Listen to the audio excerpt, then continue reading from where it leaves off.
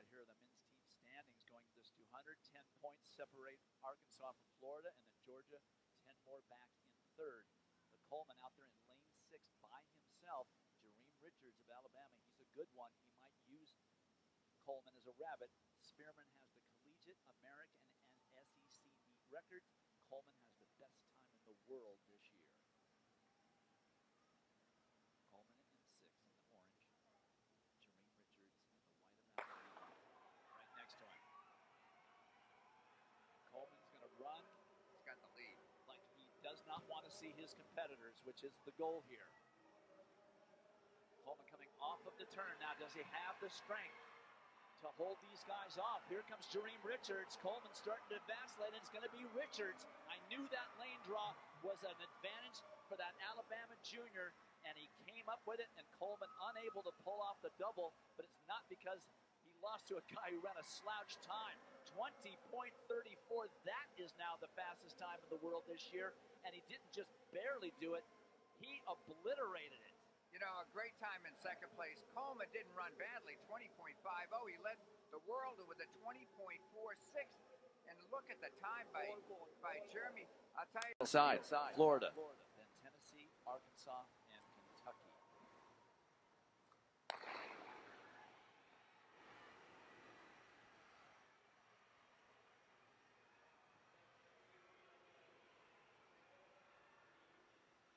Sierra Watson out a little on the slower side for Arkansas.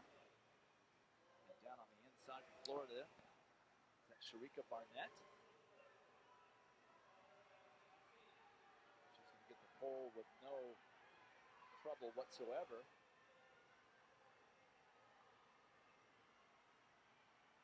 I think that for Florida, that might be Taylor Sharp.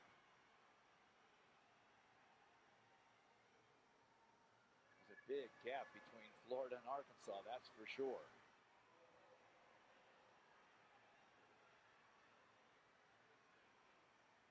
So Florida handing off first, then Arkansas, Tennessee, and Kentucky. And from Kentucky, I can see that's Jasmine Camacho Quinn, who won the hurdles earlier and was second in the 200. So she's getting some work in here in Nashville. Well, and I talked to her coach, Edric Florial, earlier throughout the weekend, and he, exactly what you just said, she is a workhorse. From the hurdles to the 200 to a 400 to a relay leg, she is so versatile and strong and such a leader for that Kentucky team. Demajane Birch for Arkansas. And for Florida, is that Destiny Gauze? I think it is. I'm so sorry to be just guessing, but it's just we have a piece of paper that has different people running in different places. We just don't know.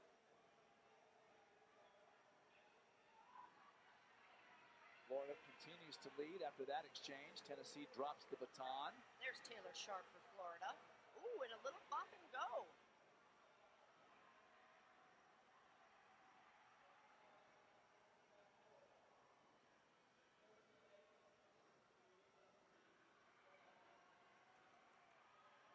Arkansas, I can't see who that is, but Florida back into the lead. I can't stress enough that even though this isn't the final heat where all the higher seeded times are, it's very important for all of these women on all these teams to run the best that they can, even though they're not vying for a title, because you just don't know what is going to line up in 2 weeks at the NCAA championships. Well, if you're a team that is on the bubble to get into the meet, obviously that has different ramifications as well. 100%. Florida handing off first. That's Dana Harper for Arkansas, the 400-meter champion. And that is Sharika Barnett for Florida. This should be a very interesting anchor.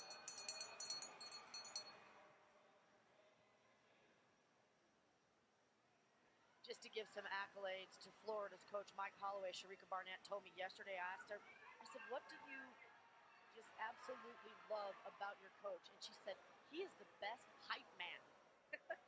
He said, we don't really have to do a lot as far as getting motivated because he is such a good hype man. And as we all call him lovingly, Mouse. I'm like, well, mice are kind of quiet and small. How is he a hype man? Harper down the finishing stretch looking at that strength, but Barnett with her turnover holds her off. And Florida Florida will win Section 2, 3:32.04. Shows. I got 2 words for you. Pat Henry.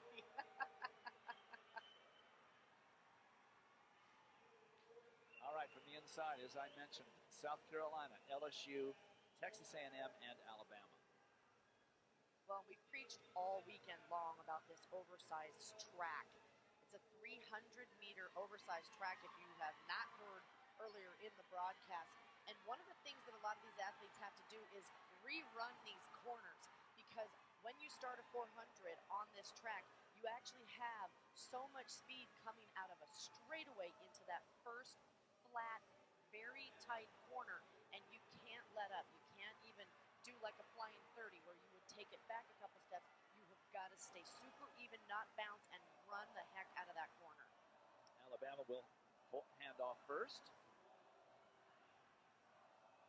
followed by LSU, A&M, and South Carolina. And I think that's Jada Martin for LSU in second place currently. Yeah, it sure is.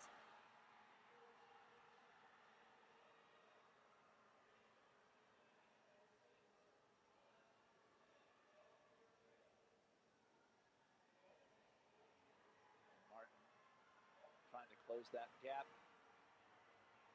between LSU and Alabama. LSU just has one of the most incredible stables of sprinters that I have seen in the last couple years. I did talk to a lot of the sprinters and the ladies earlier over the weekend, and again, I've said it earlier in the broadcast, they just said that this year it's all about being a sorority. They're so tight, they cook dinner at each other's houses, and they just have a blast. Jasmine Frey is the anchor for A&M.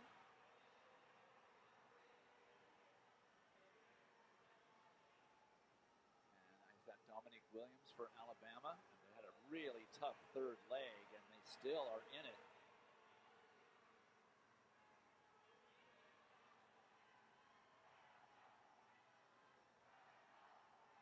LSU and Alabama, just like, but not necessarily we thought that would. Jasmine Frey now, the collegiate record holder in the 800 for A&M, now coming right alongside. It's a 3-team race here. Jasmine Frey with that strength over 800 meters, but does she have the speed, the turnover to do what needs to be done? Now it's LSU, Texas A&M.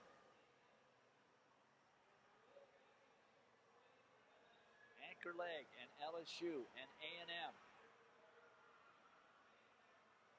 LSU's third leg on that split, 51.9. 300 meters to go. Alabama trying to get back in it, but it's LSU, A&M, and then about 5 meters back, Alabama.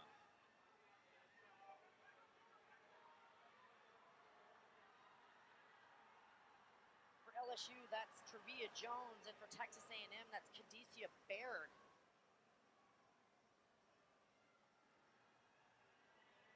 There's too much turnover out of LSU. Nobody's going to catch them. LSU will win it. Are they running fast enough to eclipse the time from the second section? Yes. But A&M may not have gotten second overall. It was quite a gap. Love this, Dwight. This is a tradition that's been going on for more than 10 years for the University of Florida. I gotta go. I gotta go is the repetitive chorus of the song, and they have a few words in between, and they're trying to inspire their 4x4 guys to get them jacked up even more.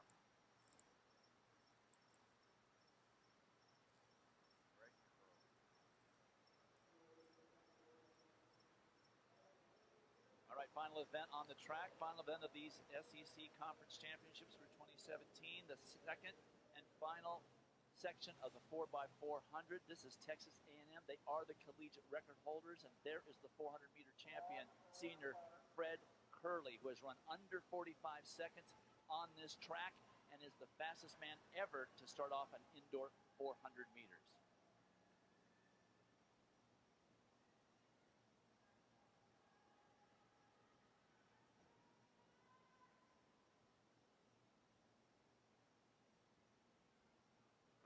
It will be Florida in 3, Arkansas in 4, Texas A&M in 5, Alabama in 6. The team title is on the line.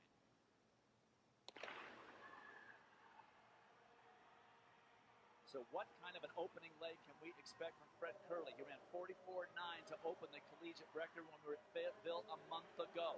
He won the title earlier this evening. And Whitey's edging up there. He's not really trying to tear it up so far. The way he's doing it now, I would expect he's going to try and pass people as opposed to grab the lead. And that's the way he ran the open 400 earlier. He kind of went out a little bit slow, but he did grab the pole here.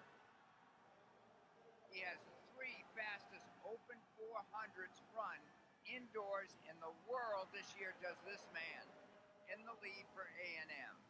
And his younger brother Malik is scheduled to anchor. So already a big lead. That's what you get when Fred Kerley starts out for your 4x400 relay team. His relay leg was outstanding. We don't have an official split, but I was guessing around 45 flat, which is sensational. Richard Rose, the sophomore for Pat Henry's Aggies, running for A&M. Florida keeping it close. Definitely keeping it close. Grant Holloway, the freshman, definitely showing that he has talent at this distance as well. We already knew that. White, look at this. He ran. Now, Rose is about a 46 flat guy. Look at him take the lead. No surprise here. Grant Holloway earlier this year in the relay, 45.23 seconds. The collegiate record is probably off the books. Devin Dixon, their 800-meter runner for A&M, has got some work to do to try and catch Florida. See if he's able to move up in the second half for Dixon. 800-meter guys have strength. They're not usually as fast as the sprinters. Yeah, trying to catch a 400-meter hurdler in Eric Futch of Florida. He's doing a nice job, but has he used way too much energy making up that gap? Right. Arkansas is also right there. Should have tucked in behind on that turn. He ran wide. Did Richard Rose. Or Dixon, excuse me. There's no give up in a 400-meter hurdler, and we're seeing that from Eric Futch right now. As he hands up, there's Malik Kerley, the younger brother of Fred. We should mention Arkansas out of trouble right now, but they're in 4th place, and they may have enough points here. We'll see. For Florida, that's supposed to be T.J. Holmes, but I don't think he's out of the woods here with Malik Kerley.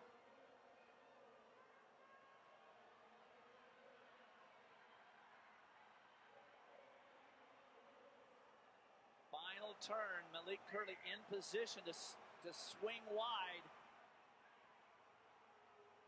He has the strength. He finished 4th overall on the 400, but he's got to have the turnover.